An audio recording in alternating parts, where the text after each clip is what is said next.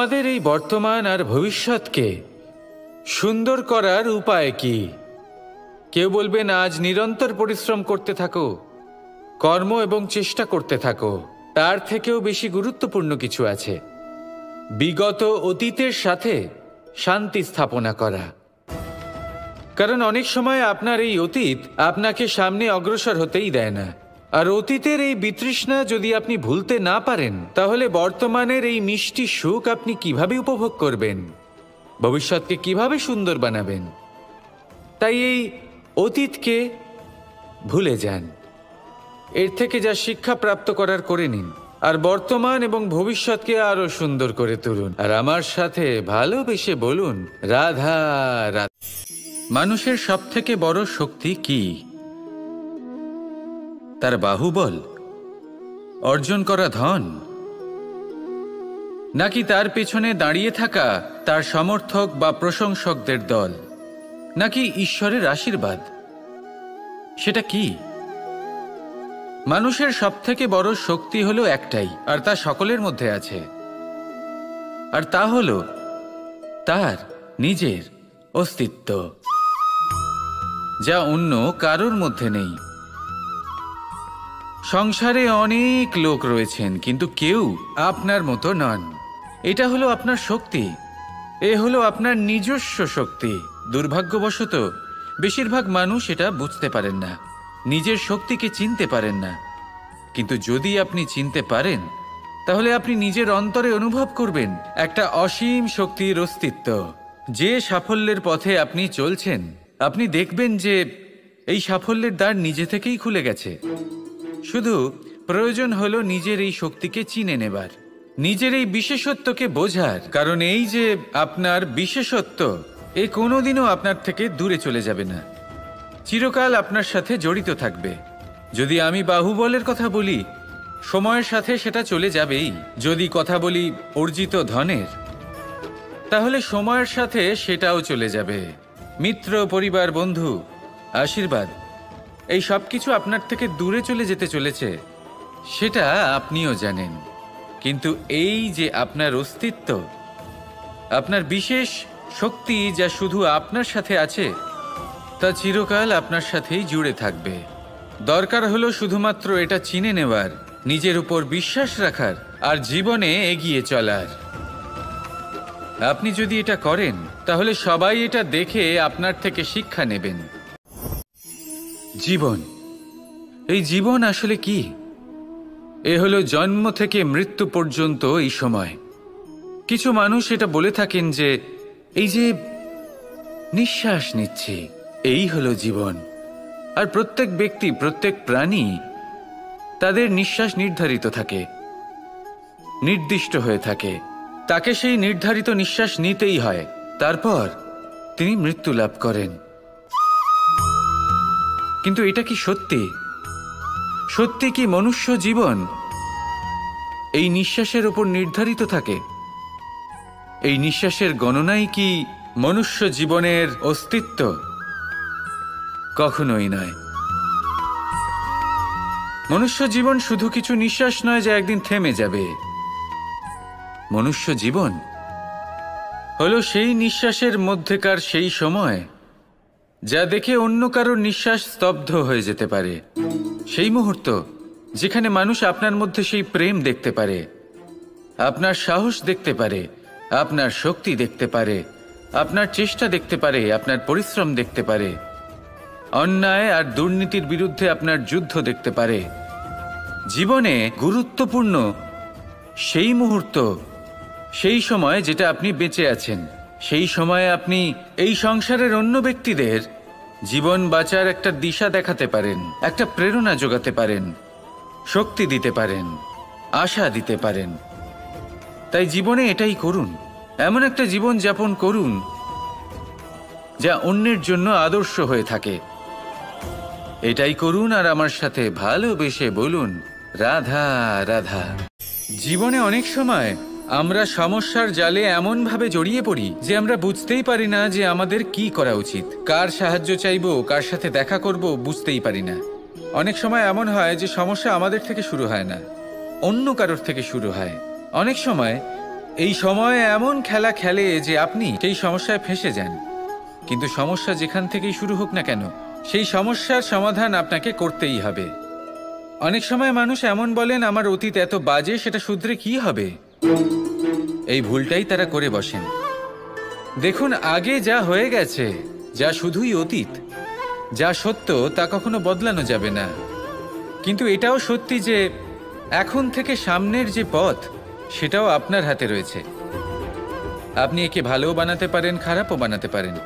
তাই আপনার এটা শুধরে নেওয়াই উচিত। কারণ মানুষ আসলে তার নিজের অতীতকে নয়, তার বর্তমানকে প্রভাবিত করতে পারে। এই বর্তমানই পরবর্তীকালে অতীত হবে, যা আপনি শুধরে নিতে পারেন। তাই আপনি সেই চেষ্টাই করুন, নিরন্তর চেষ্টা করুন। ধন্যাত্মক দৃষ্টিভঙ্গি নিয়ে নিজের বুদ্ধি প্রয়োগ করুন, সাহসের সদ্ব্যবহার করুন, যাতে আপনার আগামী সময় আপনি আরো ভালো করে তুলতে পারেন। আপনার সমাপ্তি আর সমাপ্তির পথে এই যাত্রা, তাকে আপনি সুখময় করে তুলতে পারেন। তাহলে এটাই করুন আর আমার সাথে ভালোবেসে বলুন, রাধা। অমৃত আসলে কি? আমরা সবাই জীবনে অমৃত লাভ করতে চাই, কিন্তু এই অমৃত আসলে কি? এ কি অমরত্ব লাভ করার কোনো মন্ত্র, নাকি সামনে এগোনোর কোনো পথ? নাকি অমৃত সেই রস যা অসুর আর দেবতারা সমুদ্র মন্থন করে লাভ করেছিলেন? নাকি সেই ওষুধ যা ঋষি মুনিরা ভ্রমণ করে খুঁজে বের করেছিলেন? অমৃত যদি কিছু হয়, তাহলে তা হলো আশা। কখনো কোনো মাতাকে দেখুন, উনি নিজের সন্তানকে কত আগলে রাখেন, তার যত্ন নেন, তার পালন পোষণ করেন, এই আশা নিয়ে যে পরবর্তী জীবনে এই সন্তান খুব বড় কিছু করবে, ওনাদের খুব ভালোবাসবে। এবার আগামী দিনে কি হতে চলেছে তা আমরা জানি না, পর মুহূর্তে কি হতে চলেছে তা আমরা জানি না, আগামী মুহূর্তে আপনি জীবিত থাকবেন কিনা সেটাও আমরা জানি না। কিন্তু আমরা অনেক বছরের পরিকল্পনা বানিয়ে ফেলি। সেটা অবশ্য মন্দ নয়। দেখুন, জীবন যাপন করার এই আশা, এটাই ভবিষ্যতের আধার হতে পারে। তাই এই আশা হলো গুরুত্বপূর্ণ। তাই একে নিজের সাথেই রাখুন। কথায় আছে যে ব্যক্তি নিরাশ হয়ে পড়েন, যার মধ্যে কোনো আশা বাকি থাকে না, তিনি হয়তো বেঁচে আছেন কিন্তু একটা মৃত জীবন যাপন করছেন। তাই এই আশার সঙ্গ কখনো ত্যাগ করবেন না। একে চিরকাল নিজের সাথেই রাখুন। জীবন আনন্দময় হয়ে উঠবে, আর এই হৃদয় তা ভালোবেসে বলবে, রাধা রাধা। বৃষ্টির জল যখন মেঘের দ্বারা টিপ টিপ করে ঝরে পড়ে, তখন কি ভালো লাগে, তাই না? শুধু যে এই আবহাওয়া ভালো করে তুলে তাই নয়, এই মাটিতে সমাহিত হয়ে একটা অত্যন্ত সুন্দর গন্ধ উৎপন্ন করে। এই লতা পাতা, এই বৃক্ষ এদের জীবন দান করে, এদের পুষ্ট করে তোলে, আর তার সাথেই অনেক জীবের কল্যাণ করে। কিন্তু ভাবুন, যখন বজ্রপাত হয় তখন কি হয়? এই সমস্ত জলের ফোঁটা অনিয়ন্ত্রিত হয়ে যায়, একটা ভয়ানক বন্যার রূপ নিয়ে নেয়, যা শুধুমাত্র মহাবিনাশ করে। এর সারমর্ম কি? এর সারমর্ম হলো কর্ম করুন, কিন্তু তার নিয়ন্ত্রণ রেখে। যদি আপনি নিয়ন্ত্রণে না থাকেন, তাহলে আপনিও জীবনরূপী এই বর্ষার পরিবর্তে ভয়ানক বন্যার রূপ ধারণ করবেন। এবার বিকাশ ঘটাবেন নাকি বিনাশ, সিদ্ধান্ত হলো আপনার। যদি বিকাশ ঘটাতে চান, তাহলে নিজের কর্মের সাথে সাথে নিজের মনকেও নিয়ন্ত্রণ করতে শিখুন। এই মনকে সংযত করুন, একে নিয়ন্ত্রণে রাখুন, নিজের কর্মকে নিয়ন্ত্রণে রাখুন, ভারসাম্য বজায় রাখুন, আর আমার সাথে ভালোবেসে বলুন, রাধা রাধা। কখনো ঘোড়া আর তার ঘোড়সওয়ারিকে দেখেছেন? ঘোড়ার ডান এবং বাম দিকে যেন একটা পর্দা লাগানো থাকে। তার কারণ কি? যাতে ঘোড়া অন্য কোনো দিকে দেখতে না পায়, শুধুমাত্র সামনে দেখে আর সেই দিকেই এগোতে থাকে। বলতে গেলে এটা খুব সাধারণ ব্যাপার, কিন্তু এর পেছনে খুব বড় এক বিজ্ঞান লুকিয়ে রয়েছে। আপনি যদি জীবনে নিজের লক্ষ্যে পৌঁছতে চান, তাহলে আপনাকে এদিক ওদিক তাকানো বন্ধ করতে হবে, শুধু সামনে নিজের লক্ষ্যের দিকে তাকিয়ে থাকতে হবে। তখনই জীবনে সাফল্য লাভ করবেন। ঘোড়া তো শুধুমাত্র এক পশু, তার উপরে লাগাম পরাতে হয়, চোখের ডান এবং বাম দিকে পর্দা পরিয়ে দেওয়া হয়। আপনি হলেন মানুষ, আপনাকে লাগাম কে পরাবে? কেউ না। এটা আপনাকে নিজেকেই করতে হবে। মনের গভীরে প্রবেশ করুন আর আবেগগুলিকে লাগাম পরান, তাদের নিয়ন্ত্রণ করতে শিখুন। আর নিজের দৃষ্টি সামনে, শুধু নিজের লক্ষ্যের দিকে। মনে রাখবেন, যদি আপনার দৃষ্টি শুধুমাত্র নিজের লক্ষ্যে থাকে তাহলে লক্ষ্য ভেদ অবশ্যই করবেন। যদি একাগ্রতা এদিক ওদিক চলে যায় তাহলে লক্ষ্য হারিয়ে যাবে।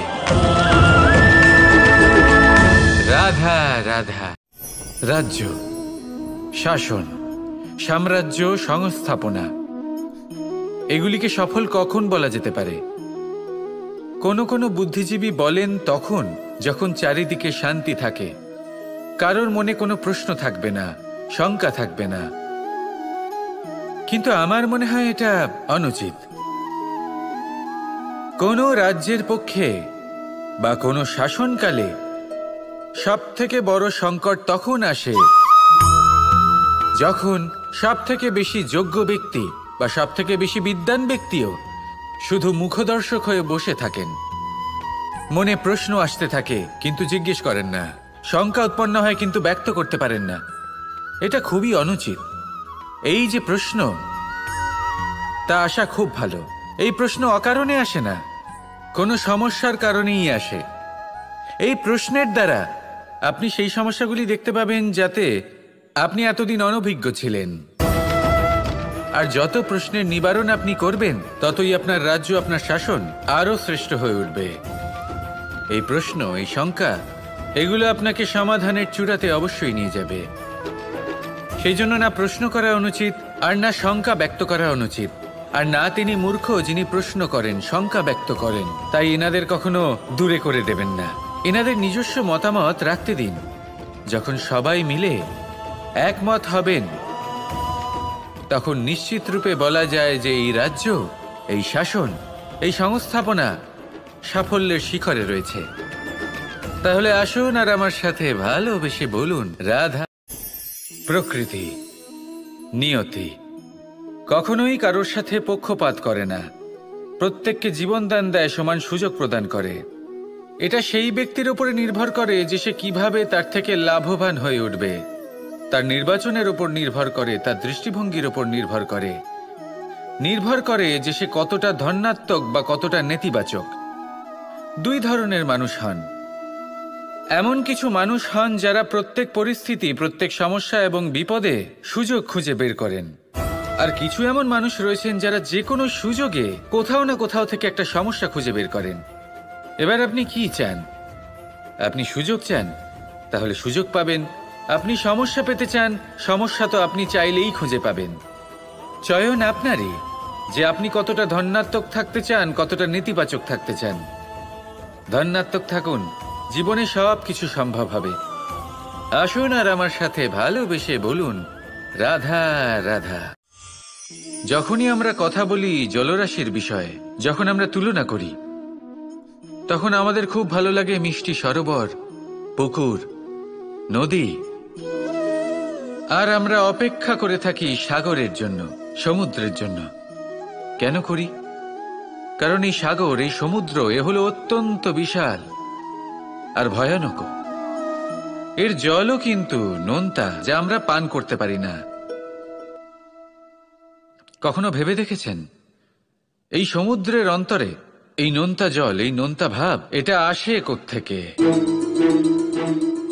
এই যে সমুদ্র, যে প্রবাহমান নদীর থেকে যে খনিজ নির্গত হয়, তার ভান্ডার হলো এটা। সেই খনিজকে নিজের অন্তরে গ্রহণ করে, সেই নোনতা ভাব নিজের মধ্যে সমাহিত করে, আর তারপর সেই নোনতা জল বাষ্পে পরিণত হয়ে ওপরে উঠে যায়, যা মেঘ হয়ে আপনার ওপর মিষ্টি বৃষ্টি হয়ে ঝরে পড়ে। এ হলো সমুদ্রের ত্যাগ, যার জন্য আপনি মিষ্টি জল পান করতে পারছেন, সে নদী থেকেই হোক বা সরোবর থেকে। সেই জন্যই হয়তো সাগর হলো এত মহান। হয়তো সেই জন্যই রত্ন সাগরে পাওয়া যায়।